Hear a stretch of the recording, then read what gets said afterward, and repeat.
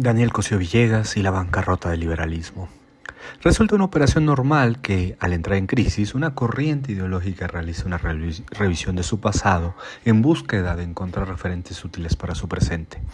En este caso, hablamos del liberalismo realmente existente, ese que abrió la puerta con su preferencia por el dominio expoliador del mercado y la neutralización de la voluntad popular a las formas autoritarias y fascistas contemporáneas. Sin embargo, dicha revisión, en el caso específico de México, no deja buenos dividendos. Me refiero con todo esto al reciente homenaje realizado a Daniel Cosío Villegas. El insigne constructor de instituciones fue evocado a partir de un rico anecdotario, desde quien nos recordó su deseo fervoroso por ir a Francia o su distancia con Echeverría, hasta una supuesta militancia en 1968. Sin embargo, de lo dicho ahí, nada sugiere que Cosío entregue pistas para comprender el México actual. Es más, en dicho cónclave se aclaró que la pieza La sucesión presidencial no fue producto de un programa de investigación articulado, sino que se trató de un intento de responder al desplante que le hizo Echeverría. Ni siquiera se refirió en aquel encuentro a la noción de estilo personal de gobernar, argucia supuestamente explicativa, saturada de subjetivismo. En este sentido, resulta curioso evocar la crítica marxista al trabajo de Cosío, que con todos los dilemas de esa corriente mostró los puntos ciegos de liberal con sorprendente facilidad. Cosío tuvo una relación distante con el conjunto de la izquierda socialista, pese a que su ayudante de investigación fue por en algún momento Mario Gil, un autodidacto periodista comunista, dato convenientemente omitido por su biógrafo. Más allá de la intervención de un cierre de conferencias radiofónicas sobre el marxismo ocurrido en los años 30, el vínculo fue más bien negativo. Por ejemplo, a Cosío le gustaba decir, con la soberbia de quien maneja los hilos de cierta política intelectual, que para hacer la historia de la Revolución Mexicana se podía prescindir de la explicación de los marxistas, como consta en sus memorias. En la acera contraria, desde distintos miradores, los marxistas sí atendieron la obra de Cosío y la mostraron en sus debilidades.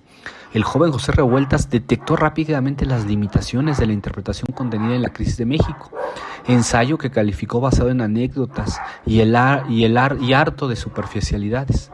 La explicación de aquel texto arrancaba de la ligera e improvisada afirmación, decía Revueltas, de la inexistencia de una ideología, tanto del porfiriato como de la propia revolución.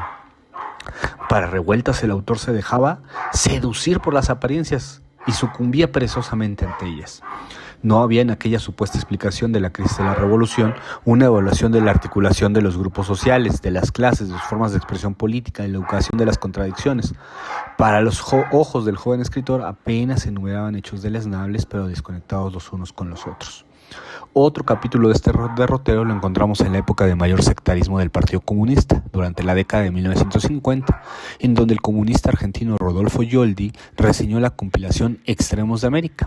Para Yoldi, los ensayos mostraban la incomprensión por parte de Cosío del significado real del problema agrario y, por tanto, del devenir mismo de la Revolución Mexicana. Como es natural, era adversario de la manera en que ese libro se trataba a la Unión Soviética al considerarla una forma de imperialismo. El punto más estridente para el argentino era constatar el guiño que el intelectual mexicano hacía respecto a que México bien podría dejarse subordinar por Estados Unidos, pues así, aunque perdiera su soberanía, ganaría un beneficio material.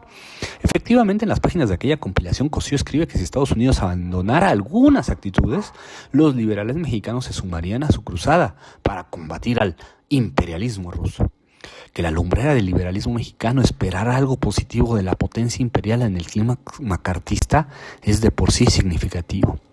Pasado algún tiempo, la revista Punto Crítico, expresión política animada por exmilitantes del movimiento del 68, dedicó una pequeña página a examinar la sucesión presidencial, a cuyo autor nombraron como profeta desairado. Observaban la ausencia de algún tipo de método investigativo y que, ante ello, se colocaba como eje central de la explicación un conjunto de intrigas y relaciones personales o de parentesco. Concluyeron que Cosío Villegas apuntalaba el status quo al deshistorizar la función del presidencialismo. Todo ello, decían, pretende obligar al lector a concluir que el poder presidencial es omnipoderoso y eterno. Herencia de aquella incapacidad es que se ha creído que para entender al poder, es decir, una relación social, es suficiente hacer biografías de presidentes. Por todo ello, nos sorprende que aquellos que se autoproyectaron como poseedores de un temple liberal hoy sean los aliados hasta la genuflexión del poder imperialista, con su maquinaria de guerra desbocada y sus actitudes fascistizantes a flor de piel. En esta sintonía los podemos ver como contribuyentes desde espacios auspiciados por el poder financiero, hostigando al pueblo cubano.